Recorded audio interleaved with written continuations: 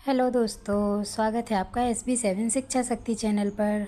दोस्तों, हम देख रहे हैं मध्य प्रदेश महिला सुपरवाइज़र में राष्ट्रीय स्वास्थ्य कार्यक्रम, है ना। पिछली वीडियोस में हमने कुछ जानकारी देखी थी, आगे की जानकारी आज देखते हैं। दोस्तों, हम देख रहे हैं राष्ट्रीय स्वास्थ्य कार्यक्रम, है ना, जिसके अंतर्गत आज हम देखेंगे पंख अभियान।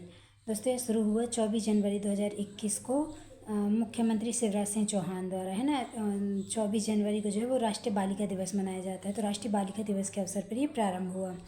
पंख का फुल फॉर्म देखेंगे हम। प्रोटेक्शन यानी कि सुरक्षा, अवेयरनेस यानी कि जागरूकता, न्यूट्रिशन यानी कि पोषण, नॉलेज यानी कि जानकारी, हाइजीन यानी कि स्वच्छता।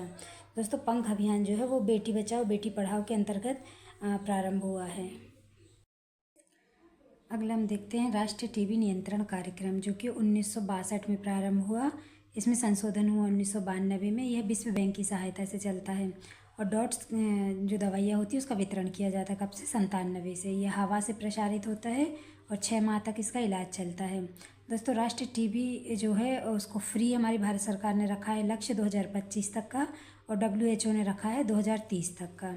अगला देखेंगे सांस अभियान, है ना। ये 5 फरवरी 2021 से मध्य प्रदेश के भोपाल से प्रारंभ हुआ है, और भारत में मतलब नेशनल लेवल पर प्रारंभ हुआ 12 नवंबर 2021 से, है ना। ये देश में निमोनिया से जो है वो बाल मृत्यु को कम करना इसका लक्ष्य है।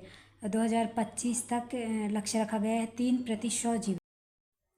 सांस प्रोग्राम जो है उसका फुल फॉर्म है social awareness and action plan to neutralize pneumonia successfully, है ना। निमोनिया का वायरस जो है वह डिप्लोकोकस स्ट्रेप्टोकोकस, है ना। यह निमोनिया जो है वो प्रभावित करता है फेफड़े को।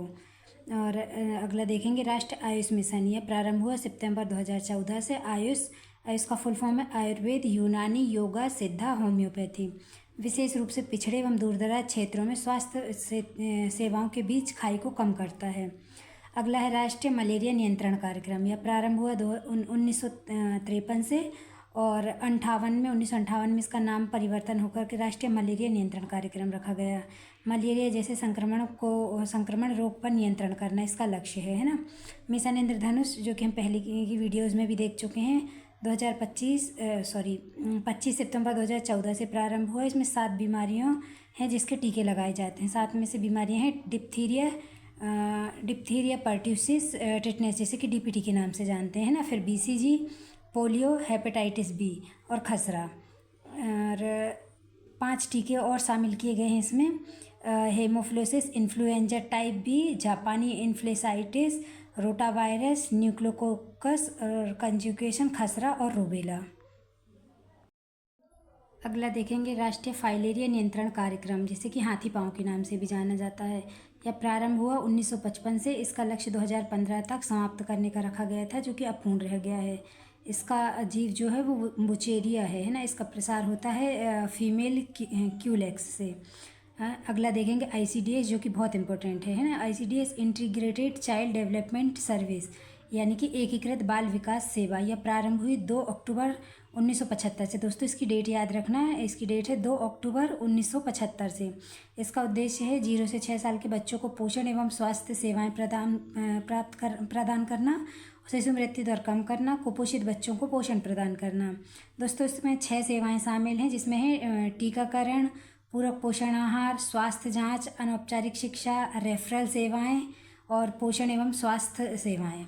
ठीक है। इसके लक्ष्य मतलब इसके लाभार्थी हैं 6 वर्ष से कम उम्र के बच्चे, गर्भवती माताएं और धात्री माताएं यानी कि जो स्तनपान कराती हैं, फीडिंग कराती हैं बेबी को, है ना। और अगला देखेंगे हम लाडली लक्ष्मी योजना।